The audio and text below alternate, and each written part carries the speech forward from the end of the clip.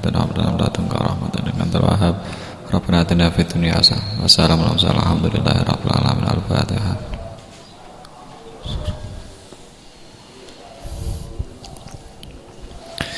Assalamualaikum warahmatullahi wabarakatuh.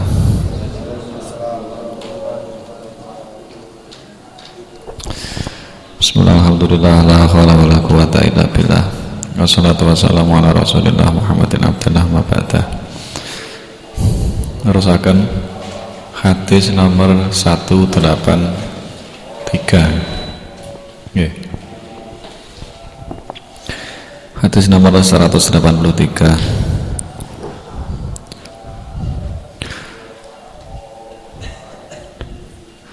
Qala Rasulullah Muhammad sallallahu alaihi wasallam, adhirun nikaha wa akhful khidbata. Adhiru, tampakkanlah, an-nikah nikah, wa akhfu, dan sembunyikanlah al khidbata, khidbah atau lamaran. Niki diriwayataken rawahu ad-Dailami an Ummi Salamah. Anjuran dari Kanjeng Nabi, kalau urusan nikah itu diperintah untuk ditampakkan, artinya rame-rame ini atau walimahnya itu ditampakkan. Tapi kalau urusan lamaran atau urusan khidbah ini lamaran, itu yang bagus adalah tidak ditampakkan atau tidak dicerita-ceritakan, ora dikandak-kandakno. Kenapa kok Nabi menganjurkan seperti itu? Kalau lamaran, kalau khidbah itu masih bisa ada kemungkinan tidak jadi nikah, makanya itu bikin fitnah, bikin apa? Yang bikin fitnah keduanya. Lek sik lamaran sik pinangan, kalau itu sudah diketahui orang banyak, coba kayak jenengan ningali teng TV ngoten niku nggih. Sik lamaran acarane digego gede-gede tiba ora sida rabi, ngoten kan nggih.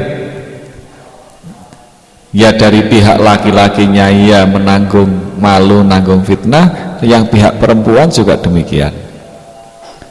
Makanya anjuran agama, kalau urusan nikah ditampakkan, tapi kalau urusan lamaran itu lebih baik disembunyikan. Itu lebih maslahat. Hadis nomor 184. Qala Rasulullah Muhammad sallallahu alaihi wasallam, ubudillaha ka'annaka tarah wa udda nafsaka fil mauta wa iyyaka wa ta'awatil matlumi fa innahunna mujabatun wa alaika bis salatil ghadati wa salatil isai fashhadhuma falau ta'lamuna ma fihima la ataitumuhuma walau khatwan. Ubudullaha ka'annaka tarah, sembahlah Allah ka'annaka seakan-akan engkau tarahu melihatnya. Sembahlah Allah seakan-akan engkau melihatnya.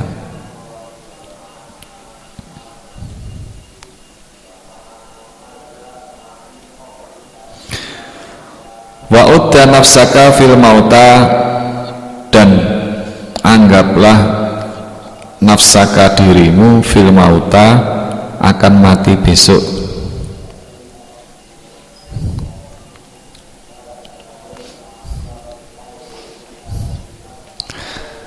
Niki nggih, kalau kita menyikapi cara belajar untuk cinta akhirat dan mau beramal,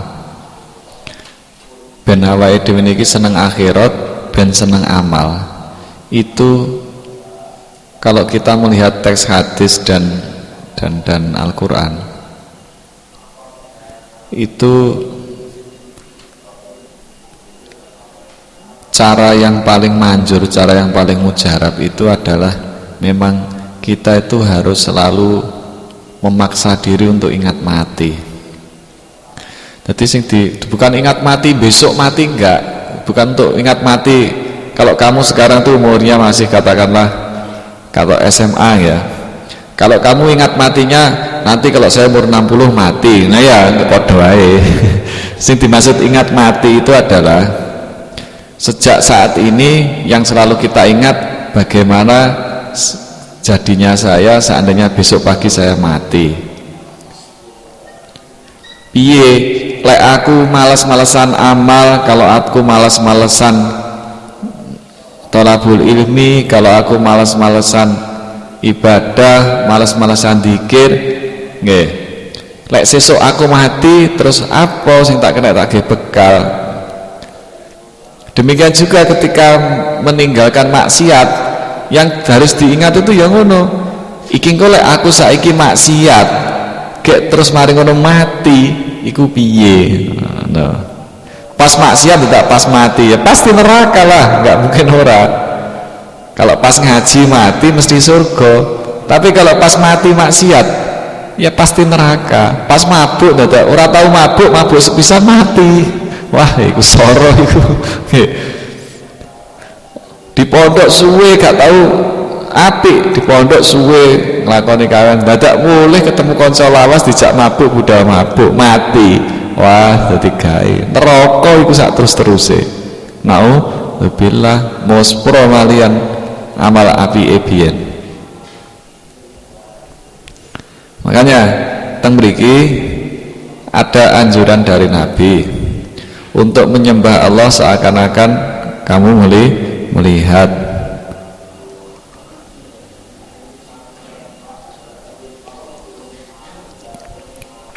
Wa iyyaka, dan takutlah kamu, wa ta'watil madlumi,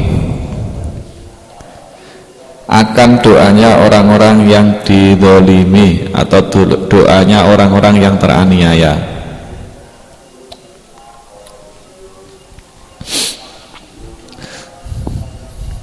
Pedya karo dongane wong sing didolimi. Sudahlah, kita gini aja, kita latihan di dunia ini jangan pernah sekali-sekali menjadi orang yang mendolimi. Kalau dijadikan Allah orang yang didolimi, ndak apa-apa, bagus itu tambahan. Nong dunya ya ditulungi Gusti Allah, besok di akhirat pun hak-hak kita pun juga akan diberikan oleh Allah. Makanya kalau kita di dunia mendingan dijadikan orang yang didolimi. Orang yang didolimi itu yang apa? Orang yang diambil haknya, orang yang dikhianati, orang yang dibohongi, orang itu tambah bagus sebenarnya kalau menurut Islam. Rasa menuntut hak mau nanti Allah akan memberikan hak kita, tidak usah kita tuntut di dunia. Pamane ya, bajumu dicuri, sandalmu dicuri, terus apalagi dicuri, itu kan berarti yang dicuri barangnya adalah orang yang dizalimi, yang mencuri orang yang zalim. Lebih baik kita menjadi orang yang dizalimi, dan sekali lagi yang harus kita takuti jika kita menjadi orang yang zalim, sebab doanya orang yang mendolimi itu mustajabun, artinya apa? Tidak ada hijab, diijabahi kali Gusti Allah. Makanya lek panjenengan niku pas kondisi didolimi kali tiyang, jenengan damel keadaan itu untuk memohon atau berdoa tengene Gusti Allah sing apik-apik. Sebab dongane panjenengan niku mustajabah, yaitu ditampa kali Gusti Allah tanpa hijab. Lah hadis niki ngelingaken kula jenengan kabeh kondisine wong sing mengambil hak orang lain atau orang yang berbuat zalim. Apa? Ngati-ngati ya karo dongane wong sing didolimi. Berhati-hatilah dengan doanya orang yang didolimi. Karena apa? Fa innahunna, maka sesungguhnya doanya orang yang dizalimi itu mujabatun, itu pasti dikabulkan. Jadi luwih apik dadi wong sing diambil haknya sajalah daripada orang yang ngawur. Jadi kayak semuanya ya, kamu jadi orang memukul temannya, nunyu koncone ya, memukul temannya, itu yang memukul namanya orang yang mendolimi, yang dipukul namanya orang yang dizalimi.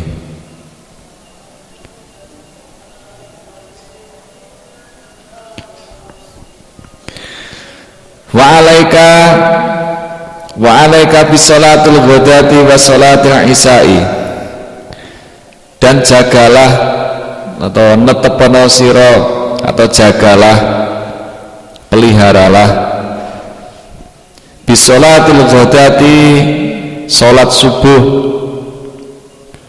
wa sholatil isya'i, dan sholat isya. Fashadhuma,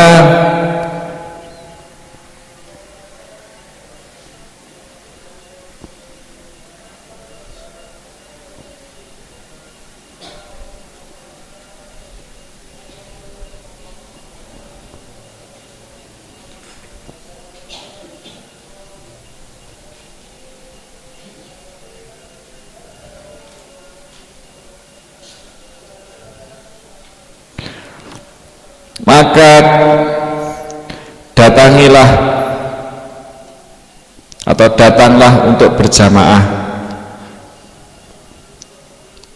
atau persaksikanlah, lek dimaknani letter lege, tapi maksudnya niki jamaah huma nang salat subuh atau salat isya niku wae. Ngoten. Kanjeng Nabi ngelingaken jogonen sholat ngisa karo sholat subuh. Sajane sholat 5 waktu, cuma kalau seperti ini berarti ada pengecualian, ada kelebihan dibanding yang lain. Bukan berarti terus mek Gusti dijogo ngisa karo subuh tok, mboten. Tapi ini ngeten iki ada kelebihan. Ada lebihan.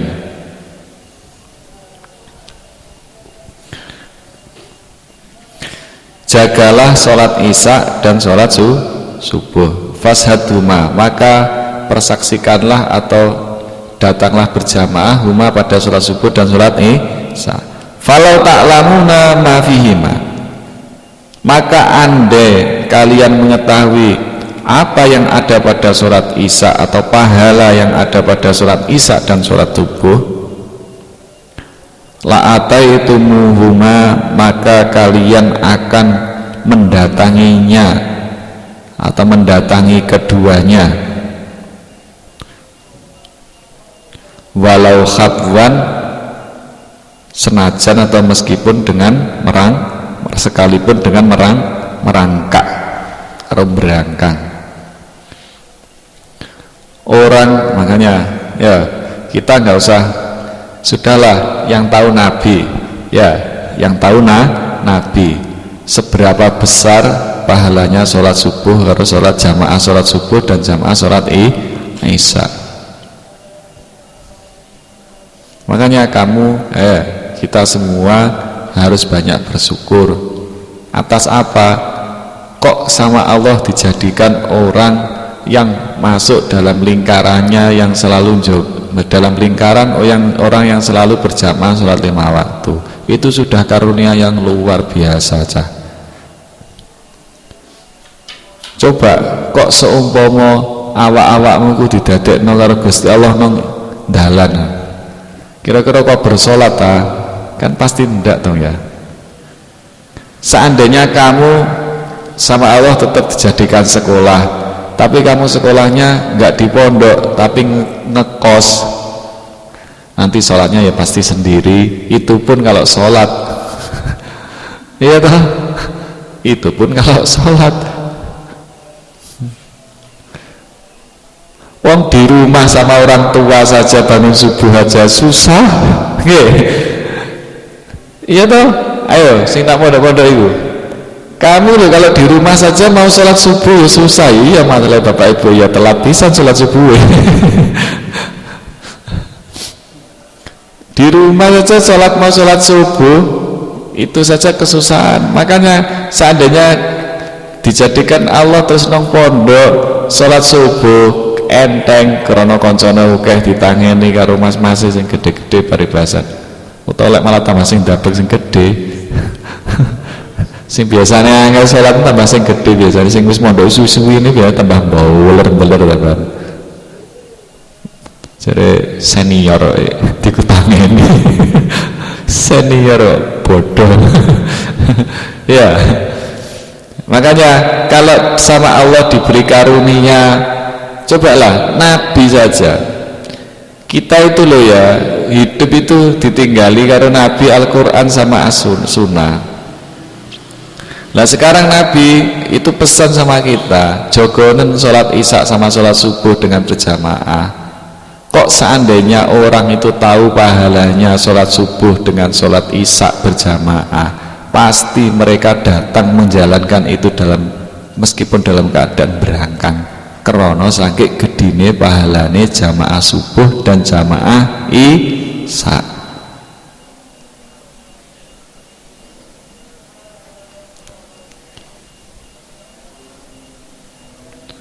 Yes, berarti saiki sing wis diwehi karunia Gusti Allah dijogo.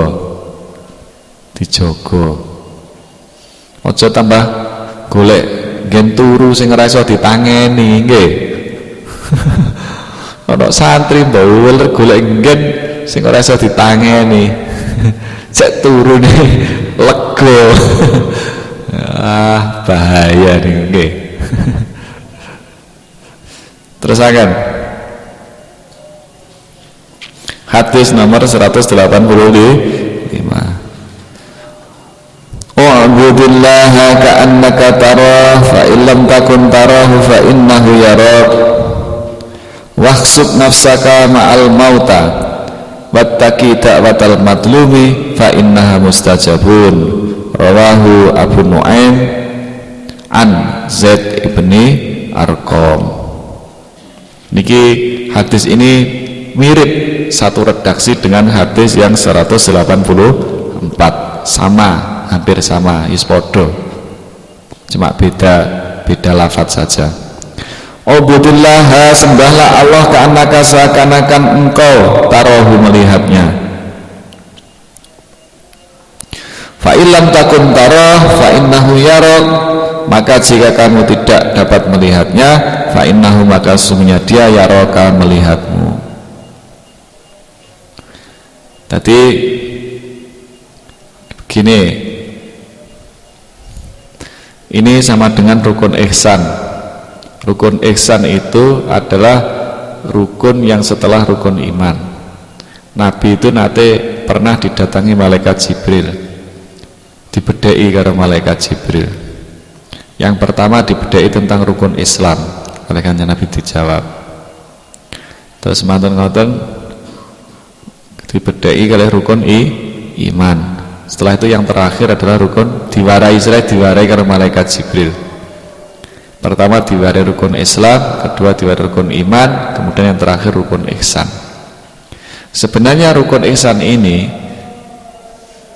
yang paling bagus itu jangan hanya dilakukan atau digunakan dalam urusan sholat saja, tapi dalam seluruh perilaku itu kita belajar ihsan. Ihsan itu apa toh? Ihsan itu adalah orang yang merasa seakan-akan dia selalu melihat Allah. Jika belum mampu seakan-akan melihat Allah, maka dia yakin kalau Allah melihat dia. Kan seharusnya kita itu kalau mau menggunakan rukun ihsan ini dalam setiap keadaan, seandainya dalam berbicara, dalam melihat, dalam berjalan, dalam beramal, kok merasa dilihat Allah, ya ini ku jenenge sakjane ngono wis ngamalne rukun ihsan. Belajar lho nggih. Kalau seperti ini arep njikuk barange wong ya kelingan nek Gusti Allah nyawang awake dhewe. Arep SMS-an karo bocah wedok sing dudu mukrime ya kelingan nek Gusti Allah Maha melihat. Tahu terus Jadi fa illam takun tara fa innahu yarok. Kalau kamu tidak bisa melihat Allah, fa innahu, maka sesungguhnya dia Allah, yaroka, dia melihatmu. Salat pun juga demikian. Pas waya salat, yaitu kita gunakan. Kalau kita mau seakan-akan melihat Allah kan agak susah. Yang agak mudah itu apa? Menyadarkan hati kita kalau ucapan gerakan kita dilihat oleh Allah. Kamu sholat merasa dilihat oleh Allah. Kalau hari aku sholatku, bacaanku ini dilihat oleh Allah, gerakanku ini dilihat oleh Allah. Aja ditinggal turu, ya. Terus akan waksud nafsaka ma'al mauta. Maksud dan persiapkanlah nafsaka, dirimu, ma'al mauta, untuk menghadapi mati.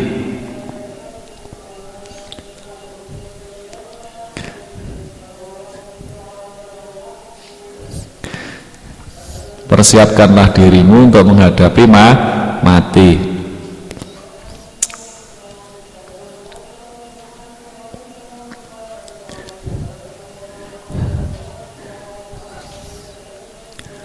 Maksudipun pripun?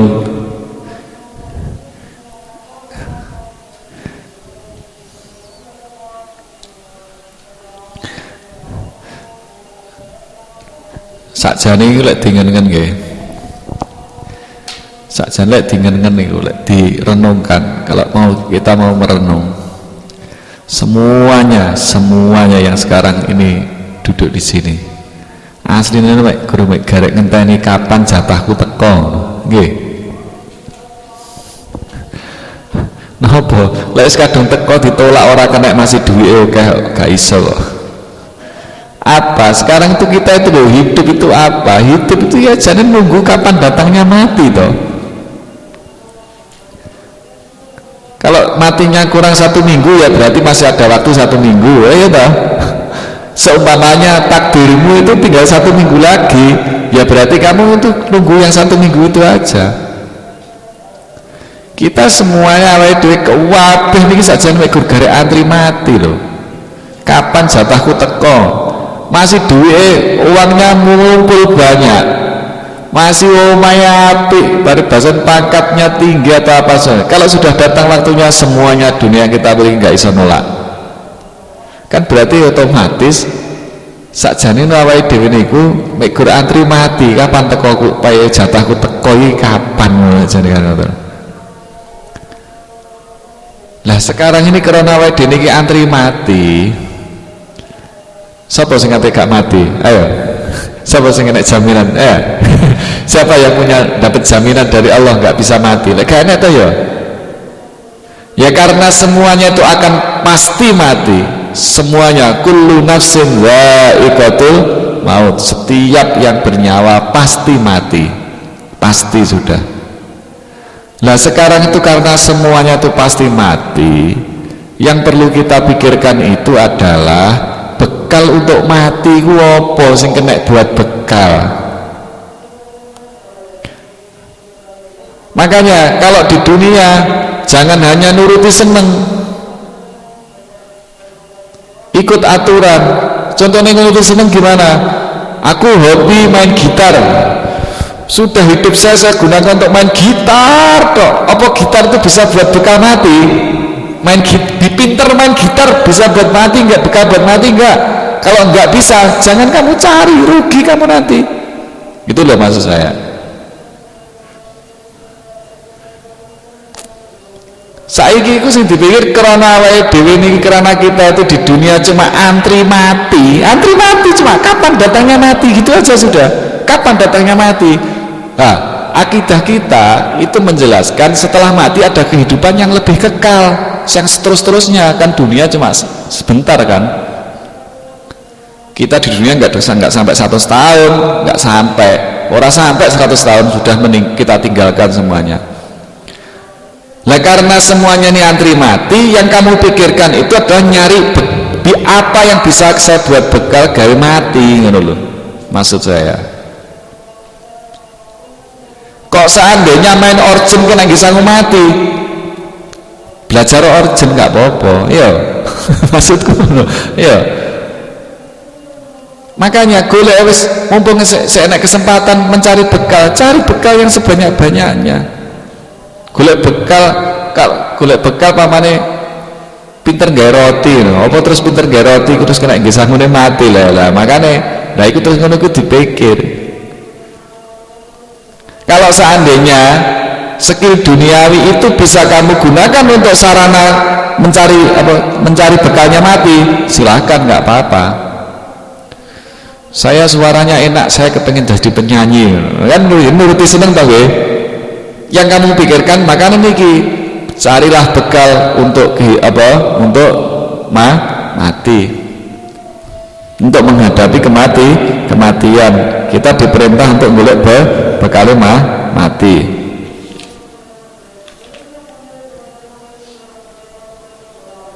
Untuk menghadapi kematian yang jelas, mati jelas pasti sudah. Mati itu tidak bisa ditolak, pasti semuanya mati. Nah sekarang kamu mencari kegiatan-kegiatan, golek aktivitas-aktivitas, mencari kesenangan-kesenangan yang bisa dibuat bekal untuk menghadapi mati. Itu kamu renungkan mulai saiki. Jangan kamu sia-siakan kesempatan hidup di dunia. Karena kesempatan mencari bekal ya sekarang ini, bukan nanti setelah mati, enggak. Yang golek bekal ya sekarang, pas hidup ini, sekarang ini. Makanya lek kamu duwe seandainya seumpamanipun skill duniawi, contohnya pamane pinter dagang, pinter tani, mungkin anak sing dadi pegawai negeri, ada yang jadi nopo mawon. Kalau skill duniawi itu yang diberikan oleh Allah itu semua bisa kamu gunakan untuk meraih akhirat, silahkan. Tapi kalau menghalang-halangi kamu urusan bekalnya mati, tinggalkan saja, karena sia-sia. So dipahami nggih?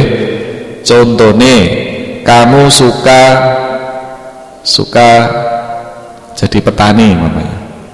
Kalau petanimu itu menghalang-halangi urusan akhiratmu, ya sudah, taninya tinggalkan, ganti yang lainnya yang nggak menghalang-halangi. Seneng urusan urusan dagang. Kalau urusan dagangmu itu menghalang-halangi kamu urusan mencari akhirat, ya sudah, dagangnya ditinggalkan. Cari yang skill duniawi, atau carilah dunia yang tidak menghalang-halangi urusan akhir. Meskipun megur oleh sedikit hasil duniawinya, tapi kalau tidak menghalang-halangi urusan akhirat, teruskan. Wes disimpulno dhewe. Yang jelas sing kudu khususnya iki arek-arek pondok barang iki sik nom-nom iki. Semuanya ini hari ini kita hidup di dunia niki mek gur antri mati. Kapan jatahku teko matiku kapan? Lah wau teng arep dikandani ben iso amal, ben iso ndak males-malesan zikir, nggak males-malesan jamaah, nggak males-malesan amal. Itu yang kita ingat. Lek aku besok mati gimana bekalku? Apa bekalku? Apa sanguku sing tak duweni? Biar nggak males-malesan. Ini bisa dibuat bekal, yang ini enggak, yang ini. Dewi ini kan wis diterangno to nggih. Apa yang membuat nanti berat di timbangan kemarin kan sudah diterangno to. Nah, kita nanti pasti menemui mizan. Mizan itu adalah timbangan amal. Kemarin di depan sudah diterangno amal apa sing iso garai abote timbangan. Timbangan nanti kita tuh pasti ketemu timbangan amal. Lah wingi wis diterangno amal apa yang bisa membuat timbanganmu itu berat. Lah wingi wis diterangno, saiki garek diamalno. Tinggal dipraktekkan. Wis. Makane lek dijak zikir aja lunga, ya. Dijak zikir aja ditinggal turu. Lek dipaksa dilatih zikir aja ditinggal turu, aja ditinggal lunga. Ya sudah, kita paksa nafsu kita tawan, nggak usah diikuti, dilawan malah. golek cara dilawan. Terus akan hadis nomor 186.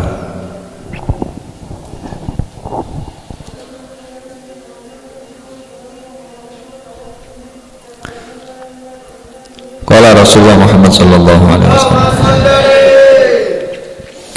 "Ubudur rahmana wa at'imut ta'ama wa afsa'us salama tadkhulul jannata bisalam." Rawahu At-Tirmidzi an Abi Hurairah. Ubudur rahmana, sembahlah Allah yang Maha Pemurah, menghamba kepada Allah, kemudian nyembah menghamba, manut aturan-aturane Gusti Allah, ninggalno larang-larangane Gusti Allah, niku menghamba tengene Gusti Allah. Wa at'imut ta'ama, berilah makan, berilah makan mengenai fakir miskin, tawa suka memberi makan. At'imut ta'am, suka memberi makan, seneng ngasih makanan ke orang, khususnya dengan fakir miskin, khususnya, umumnya siapa saja, pokoknya suka memberi makan.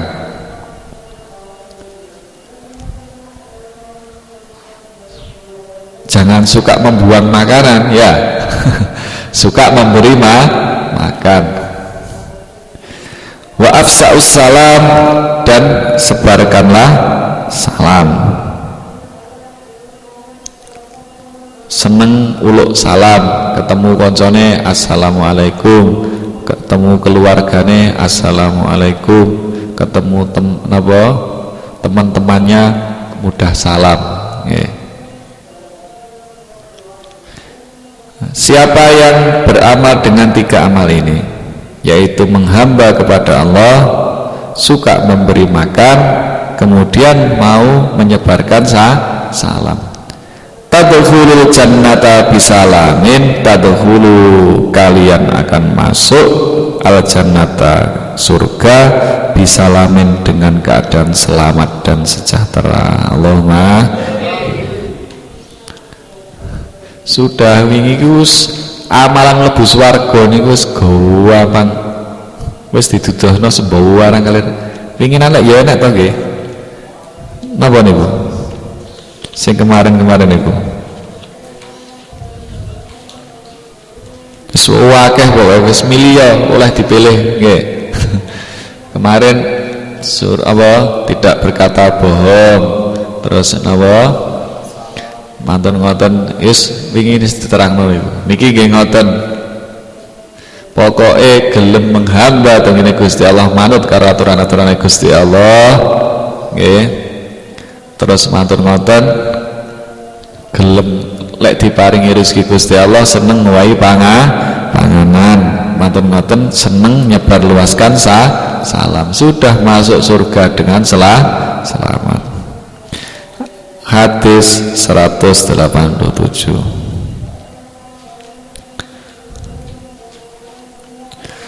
Iqtadilu fis sujudi wala yabsut ahadukum diraihi in bisatul kalbi. Rawahu Al-Bukhari. Iqtadilu, luruskanlah fis sujudi, di dalam sujud.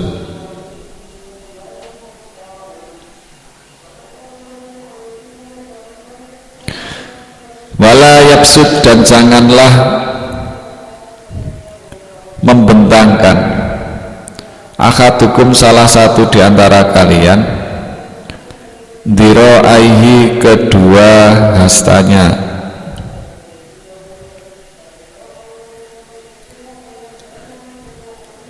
imbisatul kalbi, seperti anjing membentangkan kedua kaki mukanya. Niki ngeten lho nggih. Larangannya adalah ketika sujud niku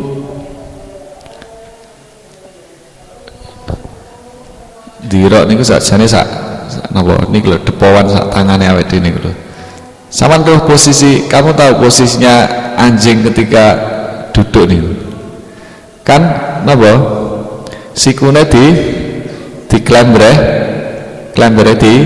ditempelne tengene lan kan gini toh ya lah tahu nggak posisinya anjing kalau lagi duduk itu kaki depannya kan berarti napa ini loh sikune ini kan mesti ditempelne nang ngene lantai. Lah ini oleh Nabi cara sujud yang benar itu nggih. Kita cara sujudnya cara membentangkan tangan jangan seperti napa? Anjing sikile anjing sing kira. Dadi napa kudu diangkat. Siku itu jangan sampai ditempelno ke lantai. Jadi lek sujud itu ya kamu kan duduk gini. Kalau ini kamu letakkan gini berarti kita seperti anjing. Tapi lek diangkat ngeten, diangkat nggih berarti mboten kaya anjing. Jadi yang di napa?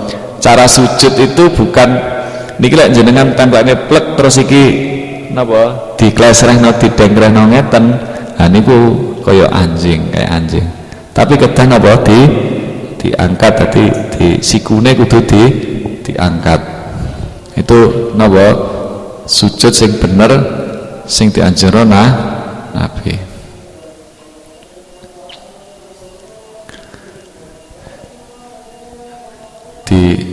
Dieling-eling lho nggih. Kula kadang-kadang ningali keng mburi sik wonten sing rada pas mbuh ngantuk mbuh rasa-rasan wonten biasane niku nggih mboten gelem diangkat. Jadi sujud yang benar adalah sikutmu aja mbok templekno nang lantai, tapi diangkat. Wis, dieling-eling ya. Nah. Terus hadis nomor 188 a'da'atuwika zaujatukallati tudhojiuka wama malakat yaminuka. Rawahu At-Tailani an Abi Malik Al-As'ari. A'da'atuwika sebuas-buas musuhmu,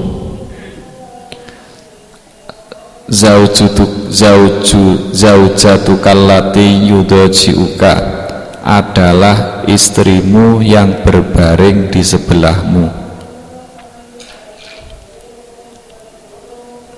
Wama malakat yaminuka dan budak yang engkau miliki.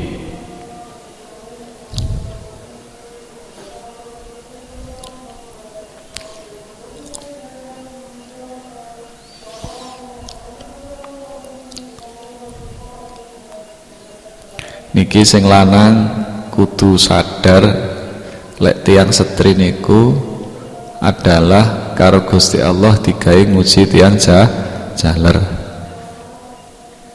Sing putri dibuat untuk evaluasi piye carane ucul tekok tabiat sing digawakne karo Gusti Allah teng panjenengan. Yaiku napa? Menghalang-halangi suami atau ngrusui suami dalam napa? Ngejak panjenengan tengene dalane Gusti Allah. Sebab hadis niki enggak bertentangan sama sekali dengan Al-Qur'an lho nggih. Makanya kula kepengin kula panjenengan sing ibu-ibu ndak usah tersinggung dengan hadis yang seperti ini. Tapi panjenengan evaluasi mawon. Ngeten niki hadis ngeten niki ya ora kenek wong lanang niku terus mari ngono dalili wong wedok karo hadis iki mboten kena.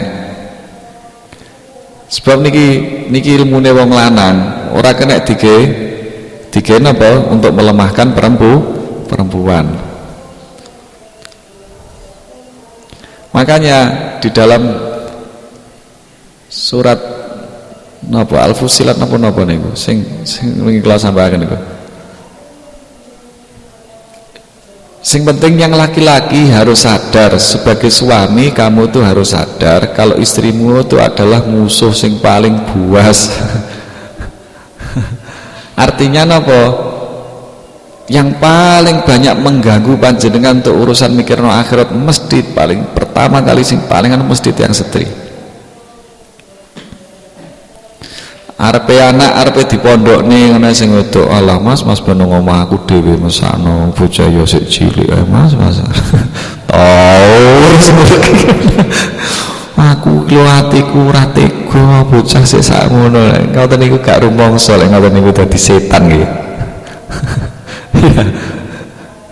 Mesti sing wis duwe bojo ora duwe anak cilik mesti krasa mesti.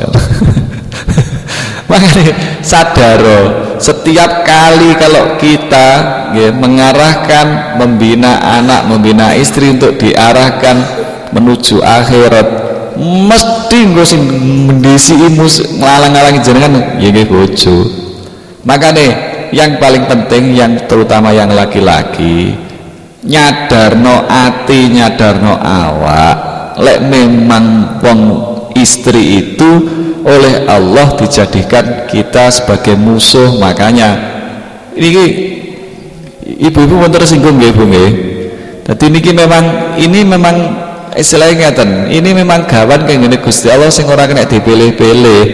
Makanya pun kalau seandainya ada instruksi dari Nabi atau Al-Quran yang memang membuat panjenengan itu seakan-akan itu tertuduh, itu aja pun emosi jenengan tampani ngoten mawon, terus dievaluasi piye carane keluar dari tabiat itu ngoten lho. Toh meskipun seperti itu tiang wedok digekek ngono, tapi wong wedok niku nggih mlebune swarga luwih gampang timbangane wong lanang ngoten lho. Angger gelem nglakokno.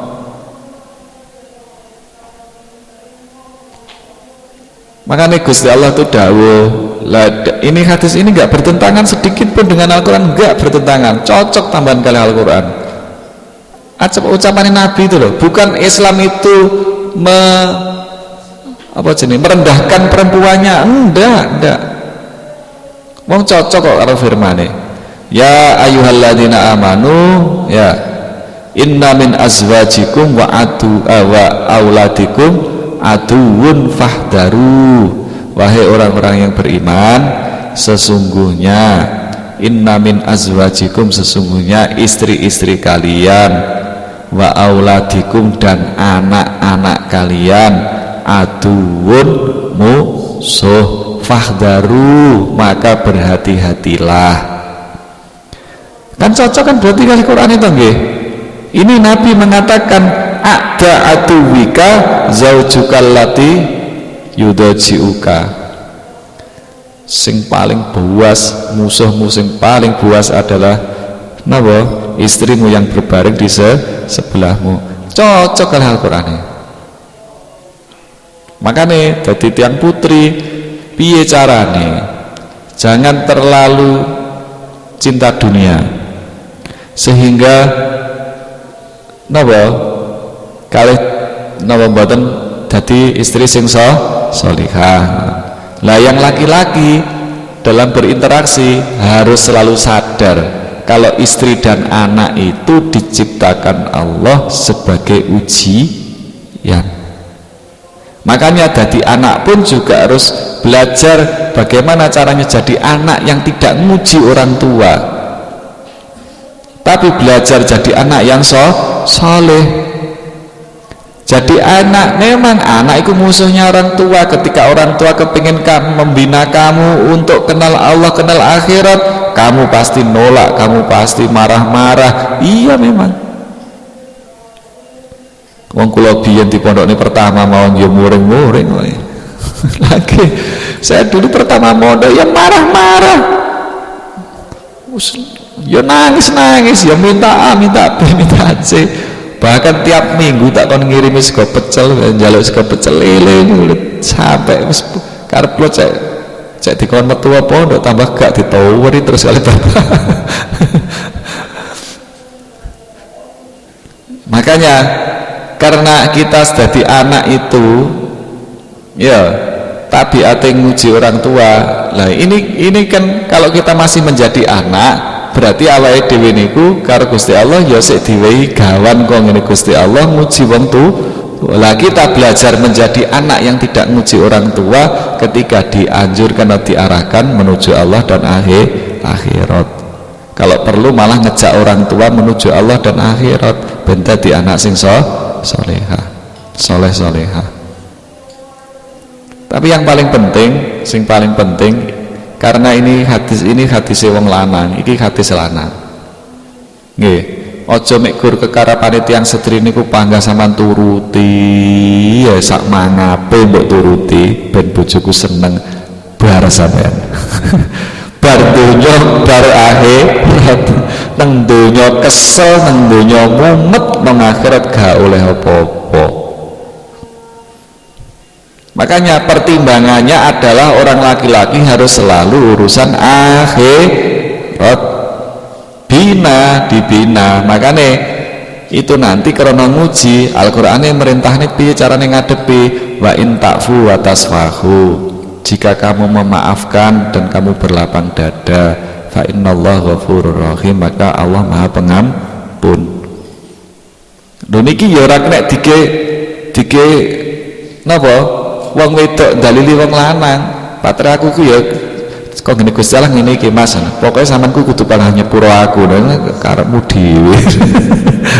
Nggih. Dadi ngene iki lho, susah ini lek ngaji, kadang-kadang enek ayat lanang enek ayat wedok. Nggih. Lek padha ruwe kaya ngeten iki enek ayat lanang, perintahe gawe wong lanang. Iku gak kena digawe wong wedok nuntut hak gawe wong lanang. Contohnya ayat apa? Perintahnya dengan wong lanang kalau untuk keluarga wa ashiruhunna bil ma'ruf, serawu ngono wong wedok iku kelawan apik. Lha iku ayat lanang, lha iku gak kena digawe wong wedok, lha digawe wong wedok. Mas sampean ku karo Gusti Allah kena diperintah kok ngapiki aku to Mas. Kok sampean kok aku njaluk ngene ora dituruti, njaluk gak dituruti. Lha malah gak dadi lek ngoten malih ya. Makanya ono ayat lanang, ono ayat wedok. Hadis ini pun juga demikian. Sebenarnya ini hadis lanang ini. Karena yang harus selalu sadar adalah laki-laki. Kenyataannya ketika laki-laki, ketika suami nggak tahu ngaji, suami nggak tahu aturan Gusti Allah, pasti ini yang terjadi. Arep urusan nyapo nang anake ngoten mawon. Ketika arep digawe parak nang dalem Gusti Allah mesti ngeriwuhi. Sama duit oke titik nggih. Kok ketok dadi duit wedok wis. Wah, ngene metu. Iki lho, sik guru duwe iki, sik durung ngene, omahe guru ngene ngene. Makanya ibu-ibu disuda cinta dunia, gunakan ke akhirat. Napa nggih, Pak? Sing guru sing rapi tuwiti masalah. Sing rapi titik makanya nggih. Jadi suami itu adalah yang Allah menurut aturan Islam. Suami itu yang napa? Ar-rijalu qawwamuna 'alan nisa, itu adalah pemberian Allah, karunia-Ne Gusti Allah gawe wong lanang.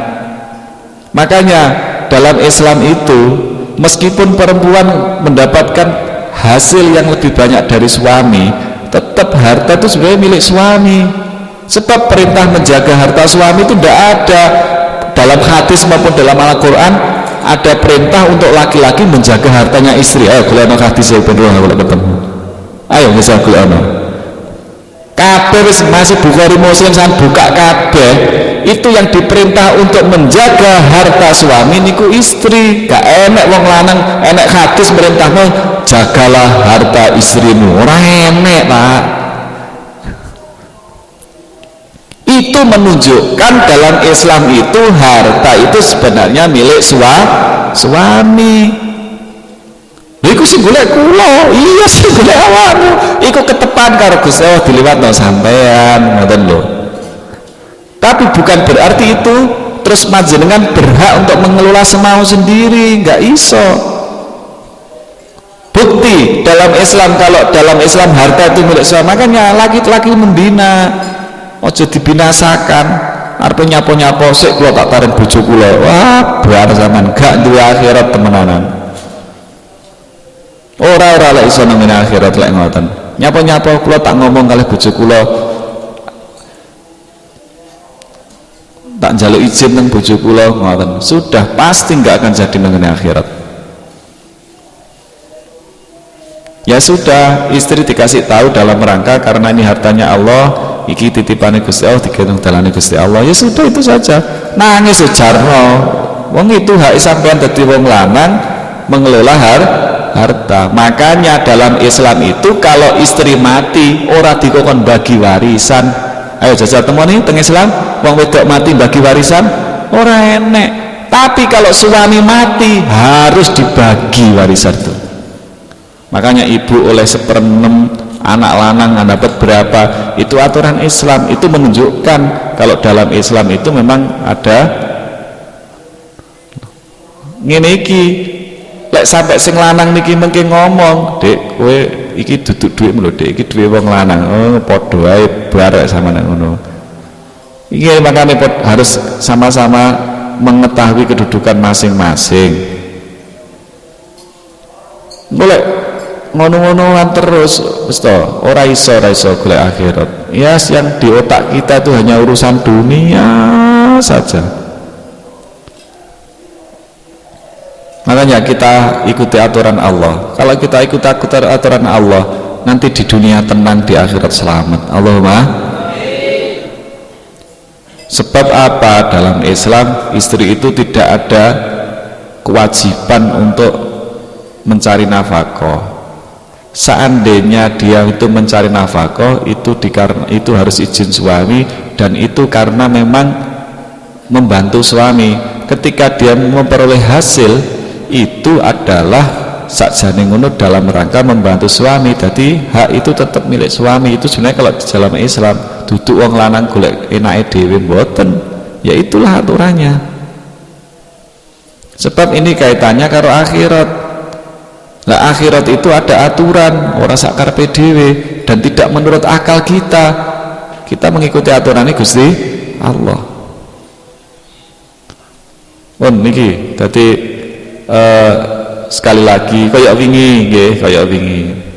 Jenengan ibu-ibu manggi hadis Nabi melihat neraka dan yang paling banyak penghuninya perempuan. Lah ngoten niku aja terus mari ngono sewot, ora usah. Ya sudah, kita buat evaluasi, kira-kira kenapa kok Nabi mengingatkan neraka yang paling banyak perempuan. Oh, mungkin yang paling banyak melanggar aturan-aturan Gusti Allah itu memang tiang perempuan, khususnya untuk napa? Untuk masalah keluarga, karena nggak mau menjalankan kewajiban dia sebagai seorang perempuan. Makanya Islam itu amalnya tidak semaunya sendiri. Amal yang perempuan piyambak, amalnya laki-laki sendiri. Coba seumpamanya si istri itu memaksakan suaminya, suami sudah punya penghasilan cukup, karena si istri itu punya keterampilan atau punya kelebihan, dia memaksakan untuk kerja keluar atau kerja yang itu sesuai keterampilannya. Mengkelek kewajiban nang bojone ya keter, kewajiban nang keluarganya hancur, kewajiban nang anak-anake pun, bahkan sing kudune wae nyusoni anake mon luwih abot karo penggaweane. Nggih napa nggih, Bu? Apalagi niku di kota-kota besar yang sudah napa? Yang sudah istilah wanita karir lah. Nah, kita hidup di dunia itu bukan untuk mencari dunia, itu bukan. Bahkan sampai kudune bina anake dititip-titipno. Saiki makane usum banget napa? Penitipan anak ditinggal kerja. Nggih. Napa lek ngarani anu ning sore playgroup iki? Wis penitipan anak. Penitipan anak di nang pondok ngono kan. Penitipan anak isuk sampai sore pulang kerja diambil.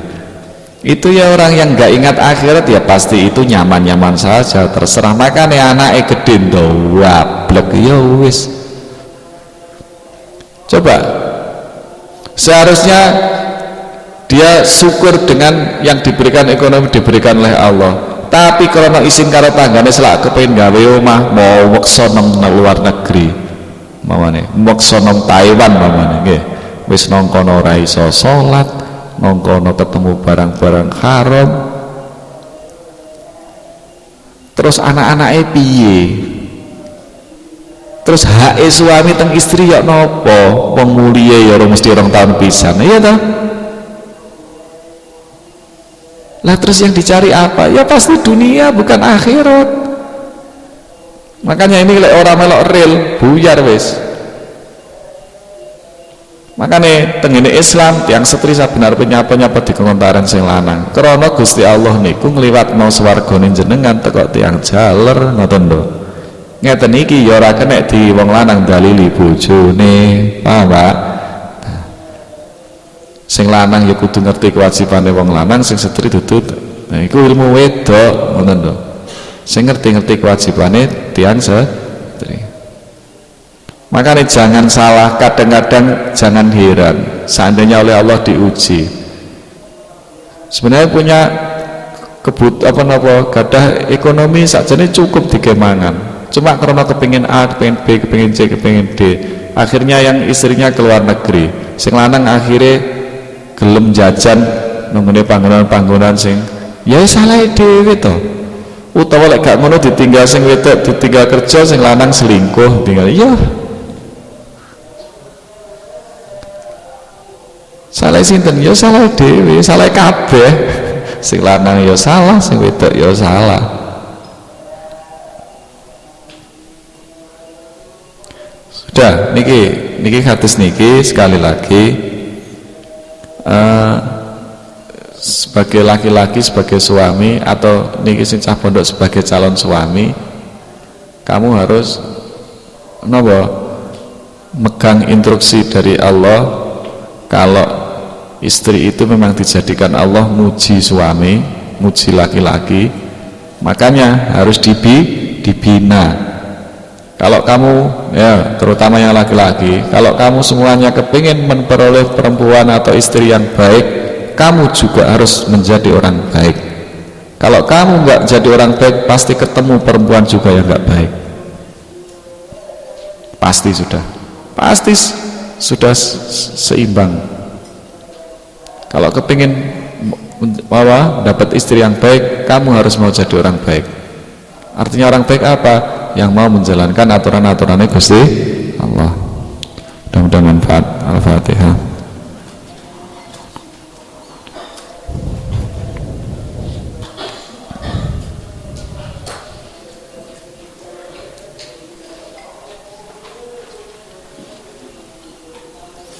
Allahumma salli wa sallim wa barik ala sayyidina Muhammad wa ala ali sayyidina Muhammad. Alhamdulillahi rabbil alamin.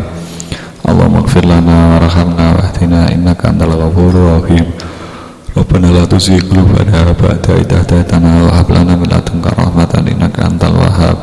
Allahumma ighfir li ummati Muhammadin. Allahumma arham Muhammadin wa muslim wa Muhammadin wa majrur wa Muhammadin wa muslim wa Muhammadin wa farij ummati Muhammadin. Rabbana atina fid dunya hasanah wa fil akhirati hasanah wa qina adzabannar. Subhana rabbika rabbil izzati amma yasifun wa salamun alal mursalin walhamdulillahi rabbil alamin. Al-Fatihah. Shiratal mustaqim. Assalamualaikum warahmatullahi wabarakatuh. Ya Nabi salam alaika, ya Rasul alaika, ya Habib salam alaika, salawatullah alaika, anta syamsul Fadrun anta nur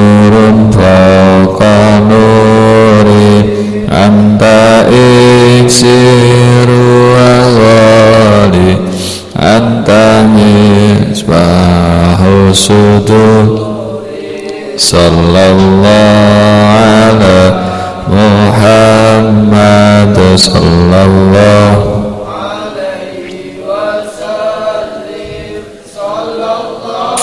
ala Muhammad sallallahu alaihi wasallam sallallahu ala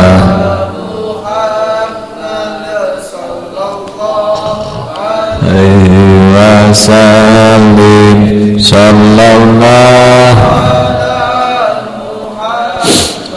sallallahu alaihi wasallam. Allahumma shalli ala